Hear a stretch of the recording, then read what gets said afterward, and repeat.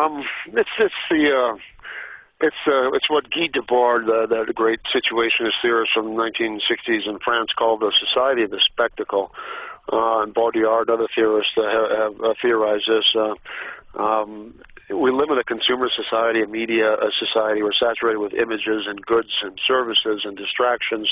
Right, the weapons of mass distraction are the real weapons, and we all get so habituated to being passive and to being reliant and to just consuming things. And so when veganism is just a consumer movement rather than a producer movement, in other words, producing a new society, and not just waiting for new vegan goods to be created,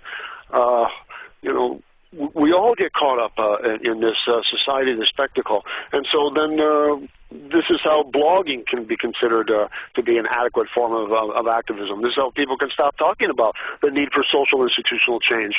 This is how people can say, if we all just go vegan in time, although we don't have time, in time somehow there'll be some catalytic magic, and society will not only go vegan, society will be transformed into a just society. These are pipe dreams. These are fantasies. Yeah. So I mean, I mean, one of the things that I just also want to get out there, because people always only hear what they want to hear. Yeah. You're not anti-veganism anyway at all. All you're saying is that it is not the absolute answer to our problems. No, look, I think any vegan would agree with this. You can be vegan and not nice. You can be vegan and not ethical. You can be vegan and still an a-hole, right? I have a neighbor of mine who he hunts sometimes. I tell you honestly, he's a nice guy. Beyond that, I'd rather have a conversation with him than a lot of vegans. I don't like the sanctimoniousness of vegans. It gives you, it's like, born again. And whenever I talk about veganism in the classroom, it's very hard in the sense that I don't want to sound like a preacher.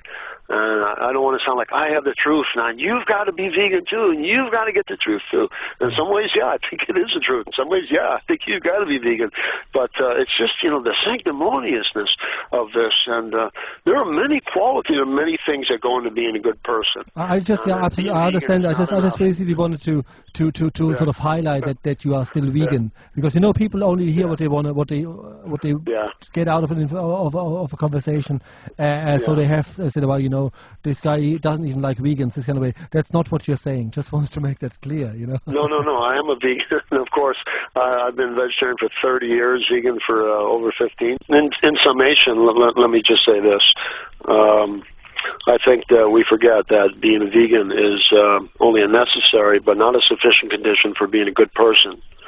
And I think that being a vegan is only a necessary but not a sufficient condition for social change, for veganism for social change. We need struggle on all levels. There are all other kinds of hierarchies and systems of oppression besides speciesism. I actually really think speciesism is fundamental to so much of it, more so than most people would ever understand or agree to. But let's stop pretending as if this is the key or the solution to social institutional change. We need institutional change. We need to end class oppression and a class society. I really think we need to end market domination. I think we need a new society that's not based on growth and profit, and global capitalism is. That seems to be the main problem, because when you look at the world, even sort of when I used to be sort of a salesperson for the last sort of 25 years, and the last 8 years I sort of do holistic animal healing, and the amount of people that respect me less because of it is staggering, and it just shows you that wearing a suit still impresses the mother of the girlfriend and all that kind of stuff. Chronic pain, maybe they'll look at you differently. So I have to leave it at that. Our time is up, as they say. It's been a real pleasure. You certainly know how to talk, and it all makes sense. And I also like the fact that when you do these conversations, that it's not one-sided. You can be critical towards vegans, for instance, being a vegan yourself.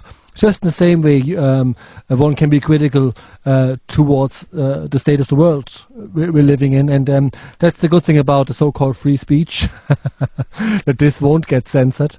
Thank you so much. I will let you know when this goes out on air, and we send it to all your enemies too. Are you still there? Hello? Okay, I lost them there. Anyway, that was the conversation that I had here with Dr. Steve Best. And anyway, thank you all for listening. You were listening to Wild Time.